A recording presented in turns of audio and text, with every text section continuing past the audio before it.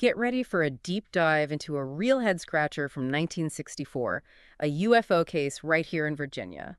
And this one goes way beyond your typical blip-on-the-radar story. We're talking detailed first-hand accounts, official investigations, and enough puzzling discrepancies to make even the biggest skeptic wonder, what if? Yeah, what's so captivating about this case is that it unfolds like a detective story. We have a respected scientist basically taking on the role of investigator, challenging the official narrative and uncovering evidence that seems to directly contradict the Air Force's explanation. Okay, so set the scene for us. What exactly happened in Harrisonburg, Virginia back in 1964, and who are the key players in this Cold War era mystery? So it all started on December 21st, 1964, when a local craftsman named Horace Burns reported witnessing something truly extraordinary.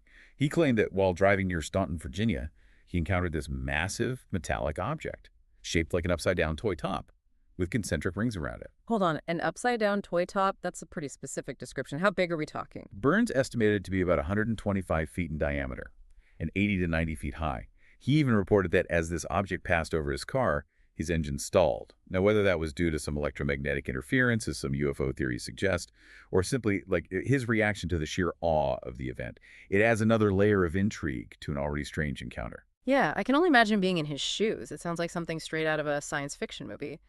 But this isn't Hollywood, right? This is a respected craftsman reporting this, a guy who probably knew every inch of those Virginia back roads. Exactly. And this is where our story takes an even more fascinating turn. Word of Burns' sighting reached Dr. Ernest Gemmon, a professor at Eastern Mennonite College. Now, Dr. Gemmon wasn't someone easily swayed by tall tales. He was a man of science, a physics professor with a reputation for thoroughness. Yeah, we're not talking about a, UFO enthusiast jumping at shadows here. This is a scientist approaching this with a healthy dose of skepticism. Precisely. And that's what makes his involvement in this case so compelling. Gemmon, armed with his scientific curiosity and a Geiger counter, decided to investigate Burns' claims firsthand. A Geiger counter. That's not your typical ghost hunting gear. What was he hoping to find?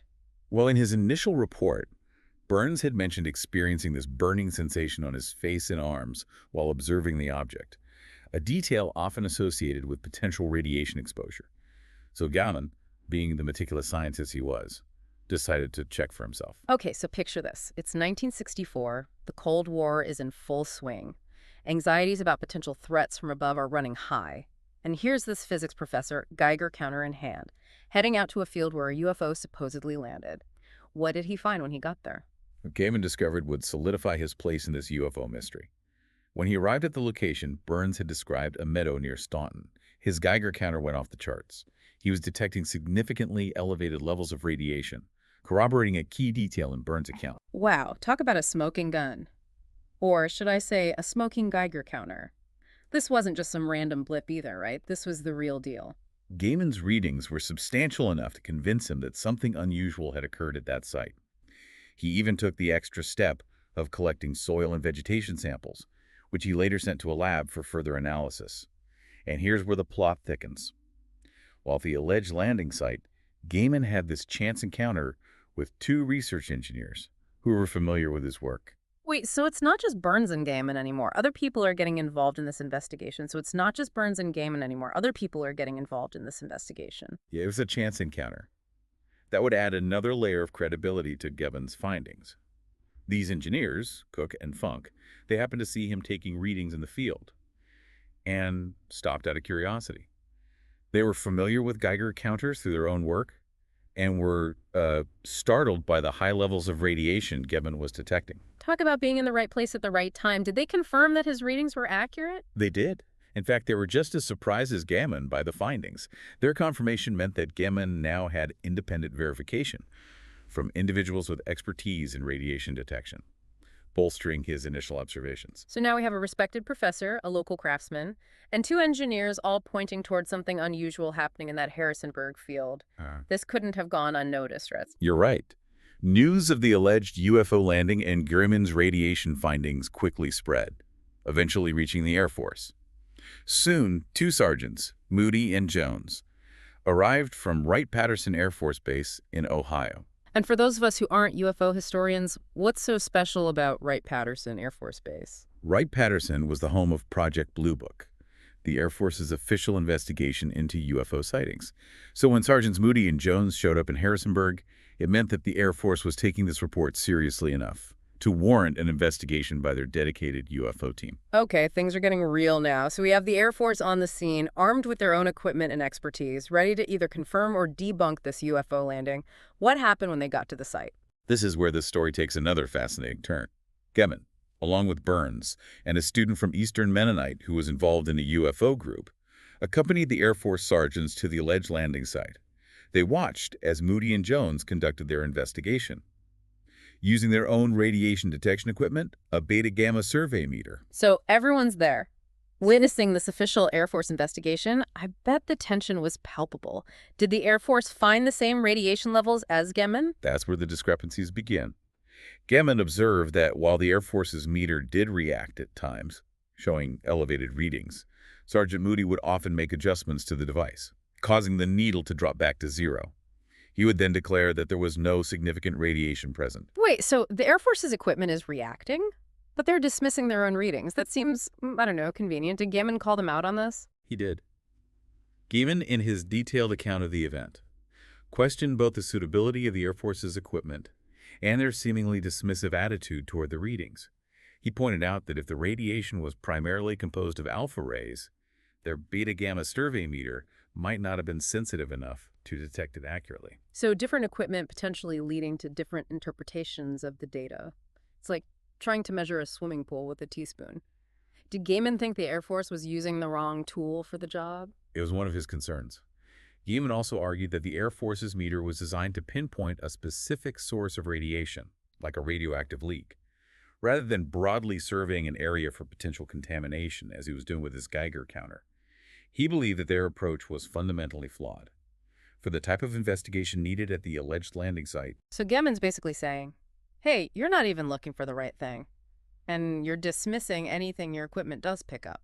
he was troubled by what he perceived as a lack of thoroughness and a seeming unwillingness to even consider the possibility of something unusual. This difference in approach, coupled with the conflicting readings, really fueled a sense of mistrust between Gaiman and the Air Force investigators. It sounds like the investigation itself was a bit of a standoff. The skeptical scientists versus the tight-lipped Air Force. What did the Air Force ultimately conclude in their official report? Did they acknowledge any of Gaiman's concerns or findings? Well, this is where the Trust the Science crowd from 1964 has some explaining to do. Did they at least acknowledge any of Gaiman's concerns or findings? Not really. Their official report, which Gaiman obtained a copy of, Yeah. stated that there was no evidence of a UFO landing. They dismissed the radiation readings, attributing the entire event to a possible psychological phenomenon on Burns' part. So basically they're saying Burns imagined the whole thing, case closed, right? Well, not exactly. You see, there's another layer to this. Both Gaiman and local newspaper reports from that time mentioned several other people who reported seeing an unusual object in the sky around the same time as Burns' encounter. Wait a minute. So the Air Force's claim of no other witnesses wasn't entirely accurate. It appears that way. A 14-year-old boy named Kenneth Norton Jr. even told his mother he saw a similar object that same day. Then there were reports from a research engineer and his son near Waynesboro Airport, another man in Waynesboro, and even residents near the landing site who claimed to have experienced electrical disturbances around 5 p.m. that day. So we have multiple witnesses corroborating key details of Burns' story. Yet the Air Force chose to focus on a potential psychological explanation. It almost feels like they were trying to sweep this under the rug. It's certainly curious, isn't it? And we're not done yet. Remember those local newspaper articles we mentioned? They offer another fascinating dimension to this case. Yeah, let's dig into those. What kind of perspective did the local papers provide? The Richmond Times-Dispatch and the Staunton Leader both covered the event extensively. Their reporting reflects this mix of skepticism and wonder that surrounded UFO sightings during the Cold War era. It's easy to forget how much the political climate influenced people's perceptions back then. Every unexplained light in the sky could be interpreted as a potential threat. Absolutely. These articles capture that tension perfectly. They detail the Air Force's investigation, Gaiman's counter-arguments, and even feature interviews with some of the other people who saw something unusual in the sky. It's like reading a real-life X-Files episode unfold in the pages of your local paper. Speaking of X-Files, you mentioned another publication, the APRO Bulletin. What can you tell us about that? The APRO Bulletin was published by a civilian UFO research group called the Aerial Phenomena Research Organization. Their report on the Harrisonburg case is particularly interesting because it not only summarizes the events and corroborates the multiple witness accounts, but it also mentions the involvement of NICAP. In NICAP. NCAP stands for the National Investigations Committee on Aerial Phenomena.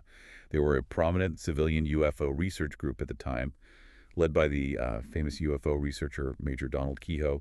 NICAP was known for challenging the Air Force's stance on UFOs and advocating for greater transparency from the government. So even back then, there were independent organizations pushing back against the official narrative and trying to get to the truth about UFOs. Exactly. The involvement of NACAP in this case suggests that it wasn't just a local curiosity. It had caught the attention of national organizations who were taking these sightings very seriously and were committed to uncovering what they believed was a government cover-up. So what does it all mean? We have a credible witness, scientific data, conflicting accounts from the Air Force, multiple additional witnesses, and the involvement of both local and national UFO research groups. It's a lot to unpack. It truly is. This case, despite its rich documentation and detailed accounts, remains unresolved. It highlights the enduring power of UFO mysteries and the challenges of separating fact from fiction in such extraordinary events. This deep dive has left me with more questions than answers. Was there a deliberate attempt to downplay or dismiss the event? Were there other witnesses who remained silent? What was the true nature of the object Burns observed? And why was there evidence of radiation at the alleged landing site? These are questions that continue to intrigue researchers and fuel speculation to this day. The Harrisonburg case serves as a reminder that even in the face of seemingly compelling evidence, the truth can remain elusive. It challenges us to keep an open mind, to question what we think we know, and to consider the possibility that there may be more to the universe than meets the eye. Well said. This has been a fascinating and thought-provoking journey. Back to a time when UFOs weren't just the stuff of science fiction, but a very real source of wonder and anxiety. It makes you wonder if something similar happened today in our age of smartphones and social media. Would we be any closer to finding out the truth? That's a question for another deep dive, perhaps. But for now, the mystery of the 1964 Harrisonburg UFO landing remains open. Until next time, keep looking up and stay curious.